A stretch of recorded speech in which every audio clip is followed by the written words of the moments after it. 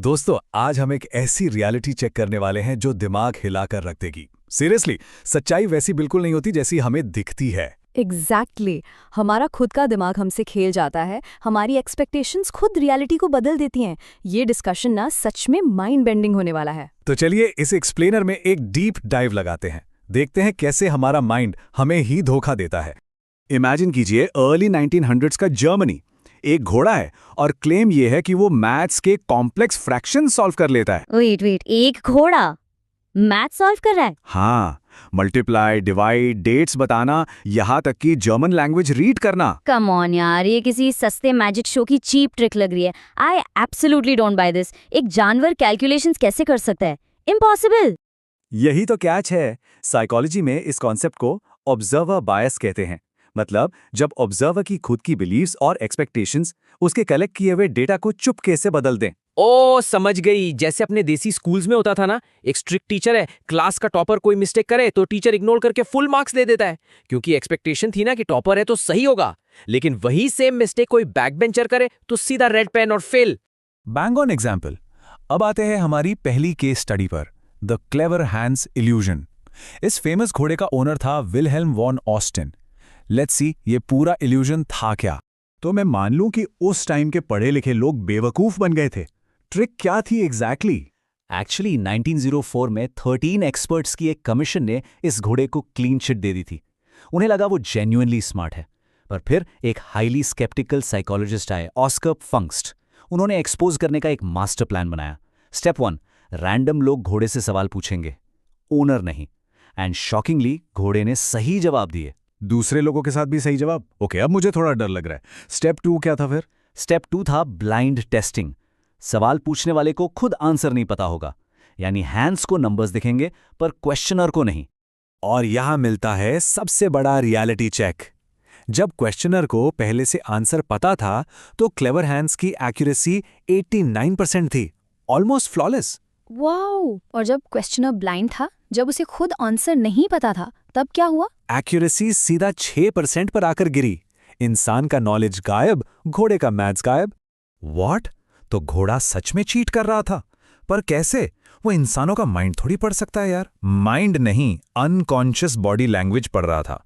Clever हांस अपने खुर यानी हूफ को जमीन पर टैप करके आंसर देता था। अच्छा, मतलब जैसे ही हांस टैप करना शुरू करता होगा, क्वेश्चनर थोड़ा टेंस हो जाता होगा कि हाँ बस आंसर आने वाला है, सही पकड़ा। 3, 4, 5 जैसे ही करेक्ट नंबर आता, क्वेश्चनर सबकॉन्शियसली थोड़ा रिलैक्स होता।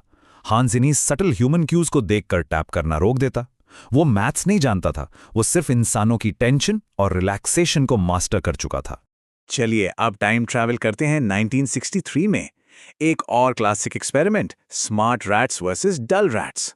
रॉबर्ट रोजेंथल और कर्मिट फोर्डे ने इस कॉन्सेप्ट को एक अलग ही लेवल पर ले लिया। उन्होंने साइकोलॉजी स्टूडेंट्स को टेस्ट करने के लिए रैट्स दिए।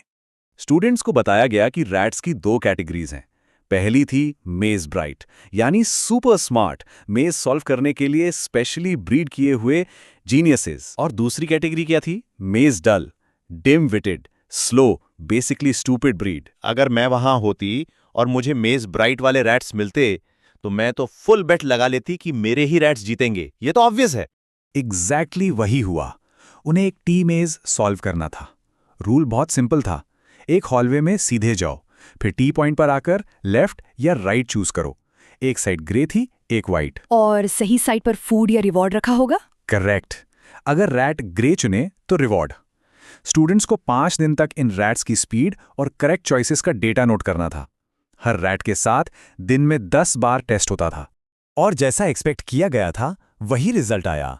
द स्मार्ट रैट्स यानी मेज ब्राइट रैट्स ने ओवरऑल स्पीड और एक्यूरेसी दोनों में मेज डल रैट्स को कंप्लीटली हरा दिया। वेल, इसमें सरप्राइजिंग एलिमेंट कहाँ है? स्मार्ट ब्रीड थी तो नेचुरली बेटर परफॉर्म ही करेंगे ना। ये तो पूरा ऑब्वियस सा रिजल्ट लग रहा है। इसमें हमारी माइंड ट्रिक या ऑब्जर्वर बायस कहाँ से आ गया? पर अब सुनो कहानी का सबसे बड़ा ट्विस्ट। क्या हो अगर वहां कोई स्मार्ट या डल रैट्स थे ही नहीं? वेट, क्या मतलब थे ही नहीं? सारे रैट्स एग्जैक्टली सेम थे, रैंडम रैट्स। किसी को स्पेशली ब्रीड नहीं किया गया था स्मार्ट या डल होने के लिए। स्टूडेंट्स को रैंडमली रैट्स बांटकर कंप्लीटली झूठे लेबल्स दे दिए गए थे। You are kidding me. अगर सब नॉर्मल थे तो एक ग्रुप दूसरे से इतना अच्छा परफॉर्म कैसे कर गया? ये कंप्लीटली इम्पॉसिबल है। ये इल्यूजन कैसे क्रिएट हो गया?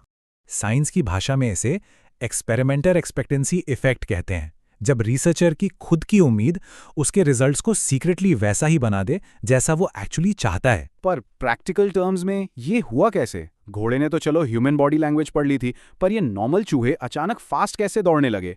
बिना चीट किए एक नॉर्मल चूहा सेलेक्टिवली जीनियस कैसे बन सकता है? रोजेंथाल ने नोटिस किया कि स्टूडेंट्स अनकॉन्शियसली रैट्स को बिल्कुल अलग तरह हैंडल कर रहे थे। जिनके पास सो कॉल्ड स्मार्ट रैट्स थे वो उन्हें बड़े प्यार से जेंटली पकड़ते थे कि भाई ये तो अपना प्राइज विनर है। ओह, और जिनके पास डल रैट्स थे उन्होंने उन्हें कैजुअली या रफ तरीके से पकड़ा होगा। एग्जैक्टली रफ हैंडलिंग की वजह से उन डल रैट्स का स्ट्रेस लेवल बढ़ गया और टेंशन में आकर उनकी मेज परफॉर्मेंस एक्चुअली गिर गई। वाओ, सिर्फ टच करने के तरीके से इतना बड़ा डिफरेंस? हाँ, और मेजरमेंट बायस भी एक बड़ा फैक्टर था।